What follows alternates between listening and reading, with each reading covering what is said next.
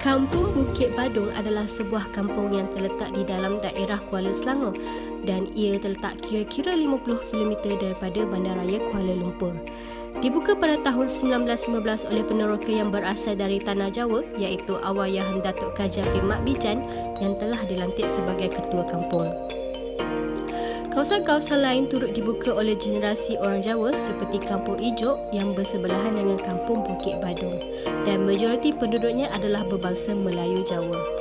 Walaupun Kampung Bukit Badung ini terletak jauh daripada ibu kota Kuala Lumpur, namun ia tidaklah terlalu mundur. Dari segi pembangunan, jalan-jalan kampung semuanya telah diturap dengan tar, penduduk kampung telah disediakan dengan sekolah rendah agama, masjid, perpustakaan awam dan lain-lain lagi. Mari kita teruskan dengan temu bual bersama dengan pemilik barbershop iaitu Ahmad Farid bin Yazid. Assalamualaikum warahmatullahi wabarakatuh. Hai, saya Ahmad Farid bin Yazid.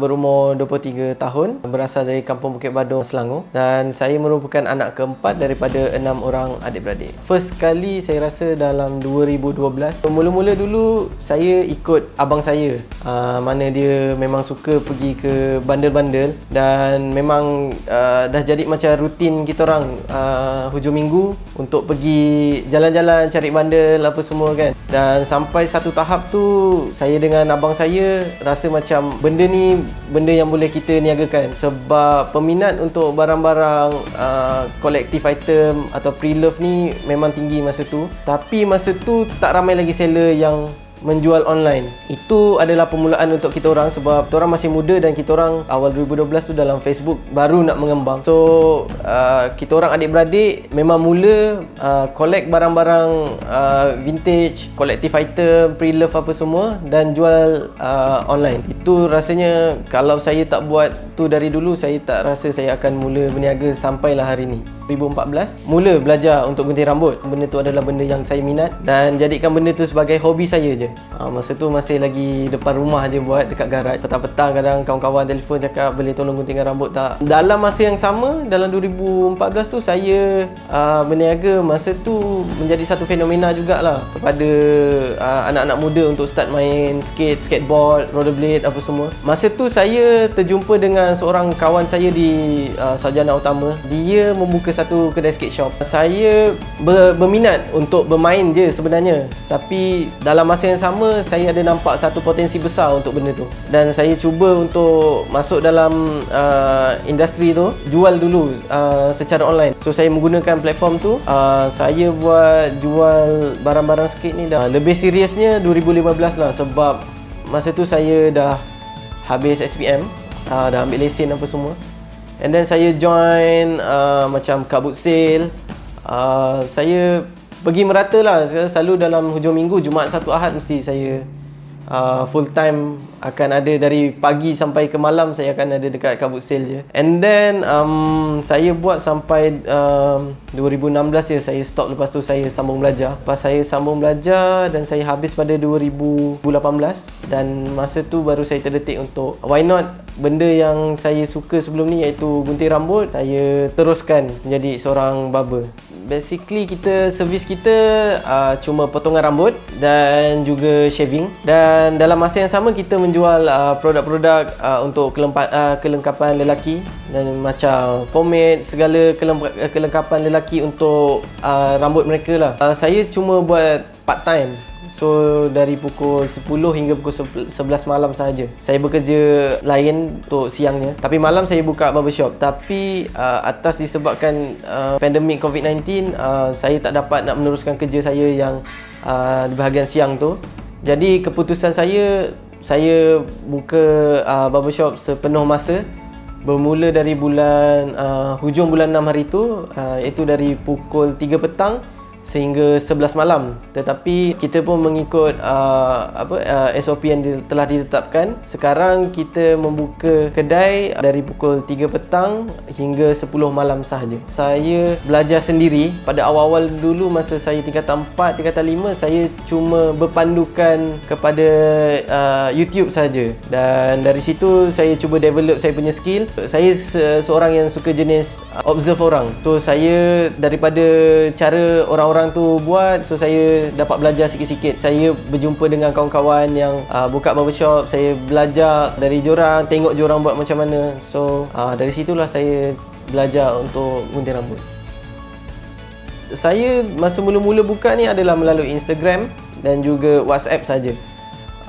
Tetapi kawan-kawan rapat, kawan-kawan yang mengenali saya, itu antara platform yang membuatkan kedai saya ni diketahui oleh orang ramai. Masa PKP hari tu disebabkan pandemik COVID-19 ni, saya tak ada kerja dan masa mula-mula saya buat full time tu, memang saya rasa 3 bulan yang paling mencabar dalam hidup saya. Dan dalam waktu yang sama, saya pun baru mendirikan rumah tangga. Dan so bila full time ni kita agak terasa kalau satu hari tu seorang dua je datang. Orang belum tahu yang kita ni buka full time lagi. So masa tu memang paling challenge. Ada sampai 1 minggu tu mana sale saya cuma RM90. Mana saya pun time tu dah rasa macam dalam 80% saya memang nak give up dah. Sebab satu benda dalam diri saya, iaitu kepercayaan saya. Saya cakap kalau kita buat benda ni dengan betul, tak mungkin dia akan jadi benda yang salah. So saya teruskan juga, dan Alhamdulillah bulan 8, dalam bulan 9 tu saya dah mula recover balik. Orang dah mula kenal, dan hari-hari boleh dikatakan sampai kadang saya pun tak cukup nak rehat. Sebab saya buat kedai ni, saya bekerja sendiri, saya bekerja seorang diri kan. So Alhamdulillah daripada challenge tu saya dapat tepis, dan sekarang saya akan teruskan juga dengan bisnes ni. Nasihat saya, kalau untuk sesiapa yang baru nak berkecimpung dalam perniagaan ni kan, selalu orang yang tak ada experience tentang perniagaan ni, mesti dia akan ada satu mental block. Dia kata dia tak tahu dan dia tak boleh nak buat. Bagi saya, cuba. Kita muda lagi tahu. Kita baru, kalau bayi-bayi saya pun dalam 20s something macam tu kan. So kita masih lagi muda untuk kita rasa selesa dalam satu tempat. Kalau tak buat full time pun mungkin kita boleh buat untuk part time, kita punya part time business. So saya rasa, nasihat saya, buat je dulu. Kita akan belajar, kita akan buat silap, tapi belajar daripada kita punya kesilapan, baru kita tahu macam mana kita nak pergi lagi jauh. Kalau kita tak cuba sekarang, kita tak tahu sama ada kita boleh pergi lagi ataupun kita boleh jatuh. Tapi kalau kita jatuh, kita jangan rasa macam oh this is the end untuk kita. No. Maknanya kita belajar lagi dari itu. Belajar lagi. Sebab bisnes ni, tak ada satu bisnes pun yang dalam dunia ni adalah perfect. Dia akan naik, tiba-tiba dia akan jatuh. Tapi time jatuh tu lah dia kena belajar macam mana dia nak naikkan balik macam sebelum ni. So nasihat saya, kalau nak berniaga, buat dulu.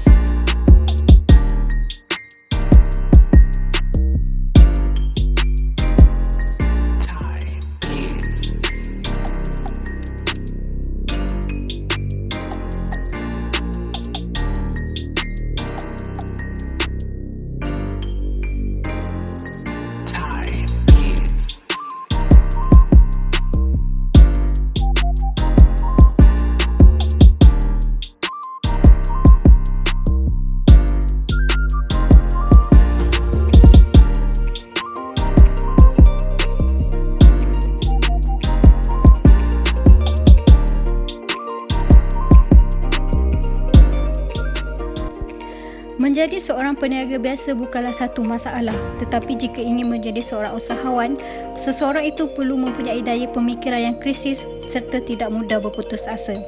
Dalam situasi pandemik COVID-19 yang sedang melanda seluruh dunia menyebabkan ramai yang terkesan. Antaranya, mereka yang terpaksa bercuti tanpa gaji, dan lebih menyedihkan lagi ada yang kehilangan pekerjaan sedangkan mempunyai keluarga yang perlu ditanggung. Kesannya, ramai yang memulakan perniagaan sendiri sebagai langkah untuk meraih pendapatan meskipun negara masih berdepan dengan krisis ini. Oleh itu, bukan mudah untuk meneruskan strategi perniagaan yang telah dirancang apatah lagi kelangsungan hidup. Namun, usahawan harus kekal positif dan tidak mudah berputus asa.